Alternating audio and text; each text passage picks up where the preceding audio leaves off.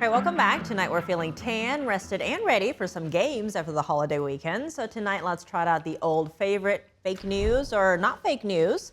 I'll throw some items to the panel, and they'll have to decide whether we're in the realm of alternate facts or the simple truth. So back with me, Deborah Leah, political commentator, Danny Salas, Democratic strategist, and Cindy Drukier, NTD senior editor and producer. So let's dive in. The White House is accusing leaders of the Smithsonian Institution of pushing radical ideology and erasing American heritage. The White House released a 162-page report on July 4th, saying the Smithsonian has moved its mission, quote, away from straightforward historical education and scholarship toward an extreme political activism that seeks to transform our country. It adds that the institution cannot be trusted to tell America's story honestly and in a way that is inspiring, unifying, and worthy of our great republic. A Smithsonian spokesperson responded, saying, "We remain committed to serving the American public with nonpartisan and independent scholarship." So under current leadership, here's a statement. Is the Smithsonian pushing leftist ideology? Fake news, not fake news? Cindy, let's start with you. Exactly. You know what? I'm a little bit in between. I'll say fake news for the extremeness of the statement, but not fully fake news because it's true. There's elements of that.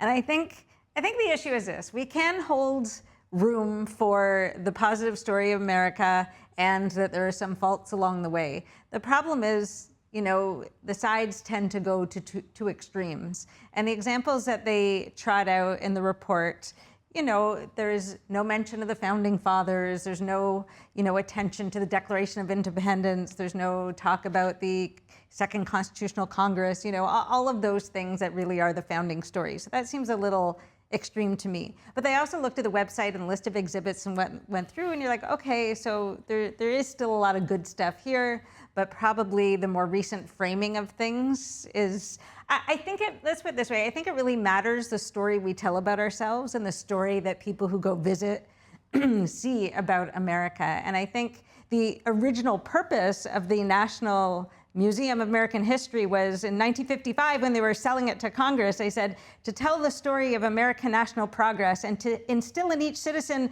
a deepened faith in our country's destiny as champion of individual dignity and enterprise. So I think it's a good North Star to go by while you can still include, some of the faults. All right, Diddy.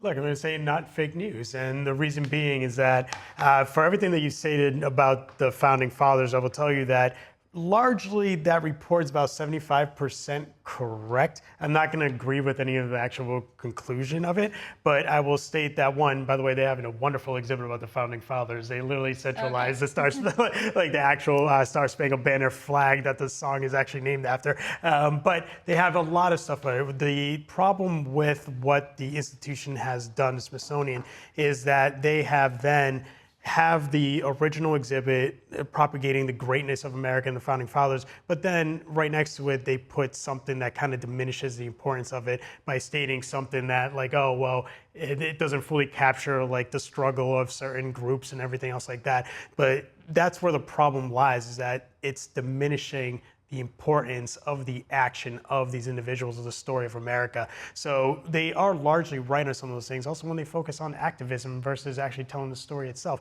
that's right, they changed the mission statement. That's absolutely correct. They did do that, and then they started focusing on stuff like civic responsibility and stuff like that. I'm like, listen, you go to a museum to learn, not necessarily to all of a sudden become the next MLK Jr., and I'm not saying that's bad because MLK is awesome, but it's like things like that. So it's things like that that you have to actually be careful for. So largely, I would say 75% of that report is actually correct, but I think some of the statements that they make in conclusion, I'm like, go a little to the extreme. But yeah. Right, Deborah? Well, the question is, are they pushing leftist ideology or not? The answer is definitely not fake news. They are pushing leftist ideology because they have an exhibit called Girlhood featuring Jazz Jennings, a biological male. That answers the question on its own, but the fact is the Smithsonian, 62% of their budget, 62 to 63% is federal funding. Any institution in our country receiving federal funding should be representing the best of American values, like was mentioned beforehand.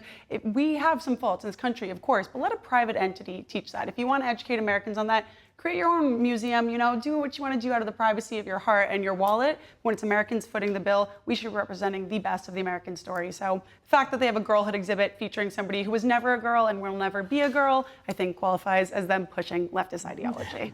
All right, this summer big focus has been the World Cup. So President Trump has confirmed today that he did call FIFA President Infantino to review the red card that was given to U.S. men's soccer striker Balogun last week. Here's what the president had to say earlier today. Let's take a listen. Yes, I asked for a review by FIFA. I spoke to a man who's highly respected. I didn't tell him what to do. I can't tell him what to do, but and I don't believe he made the decision. I think it was a committee that made the decision, and they made the right decision. People in Belgium, if they win the game, they can be very proud. If they would win the game with a player missing, it would have been a different feeling. You can't do that. All right, so many still argue that FIFA reversed the red card because of pressure from President Trump. Fake news or not fake news? Denny, I know you've been following the World Cup closely, watching right now, so let's start with you. All right, right now we are losing 2-1 against Belgium. But that being said, look, it's not fake news.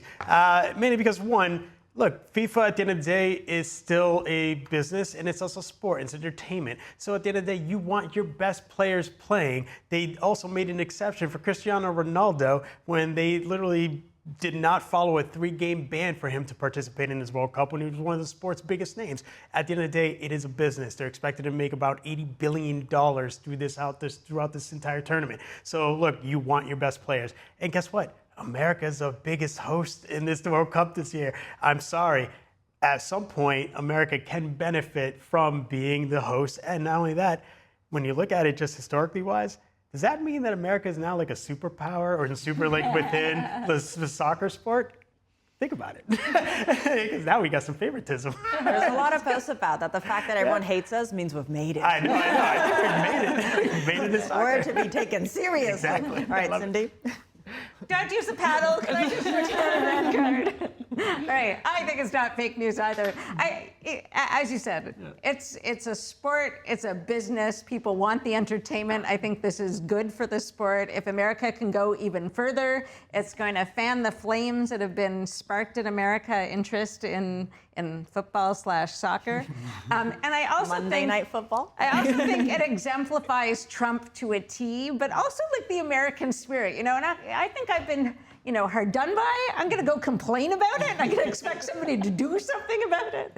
And if you think there's something called corruption in FIFA, maybe doesn't lie here. All right, Deborah. Well, as an American who never falls into peer pressure, I still have not taken up football or soccer, so I will not know exactly if they really did listen to President Trump. But if they did, let's say for a moment they did, we need President Trump in the NBA to give a flag to Wemby when he attacked Brunson in Game 4. That's what we need President Trump working on right now. So for the sake of that happening, I'm going to believe that they listened to President Trump. And Mr. Trump, you're going to leave us New Yorkers high and dry like that? You should have protected Brunson. Come on. But that still should have been a flag. That still should have been a flag and a suspension. I rest my case. All right, so we're having fun, but a new report says America may not be having enough fun. So data shows that over the past 2 decades, people's average screen time has stayed high, while time spent on sports and other recreational events has remained low. So take a look at these charts. Places for relaxing and socializing are closing down, from bars and nightclubs to bowling alleys, movie theaters, and marinas. Now, the numbers of these venues are all declining, and higher prices, fewer options, limited vacancies, and longer lines are also contributing to what some are calling America's fun shortage. So that's the story. Fake news or not fake news, America is suffering from a fun shortage. Deborah, let's start with you. Lightning round this time. I'm going to say not fake news because I'm an American and I have a lot of fun, and I'm 26, and so I was really during the COVID generation. I was in college during COVID, and I think that there's a hidden variable here. It's not that Americans aren't having as much fun. I go to the movies with my friends, I go to amusement park concerts. I think Americans are very lonely, and they don't have as many friends to go and partake in these events with, and I think that we can't hide the fact that a lot of these businesses and environments, institutions, bowling alleys were forced to be closed for the majority of up to 2 years, and so I think they just really have never recovered, the small businesses in our country, and I would love to support them. That's why I go to my local movie theater. So Americans, if you're watching this, just ask your friends. You really got to put in the effort. Say, let's go to a movie. A lot of people are comfortable sitting at home on their phones, but nothing is better than human connection. So this is your sign. Just put in the effort. The fun is out there. You just got to go after it. All right, Denny? Not fake news. Absolutely agree with everything you just said, Deborah. I would say the other aspect of this, now we're like mimicking the town from Footloose. Like we don't go out anymore and like have fun. We can't dance, and stuff like that. Look, at the end of the day, I believe everything that you just stated is absolutely correct. But part of it too is that it's become so expensive to actually enjoy some of these venues in general. You want to go to a Taylor Swift concert.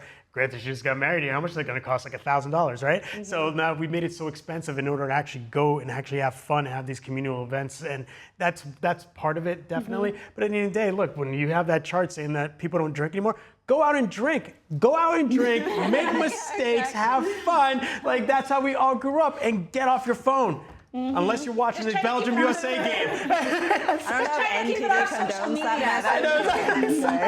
message. This is an opinion poll.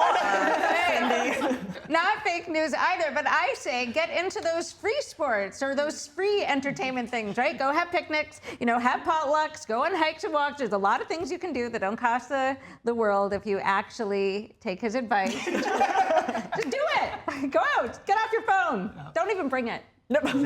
All right, well, Cindy, Deborah, and Denny, thank you so much for joining us.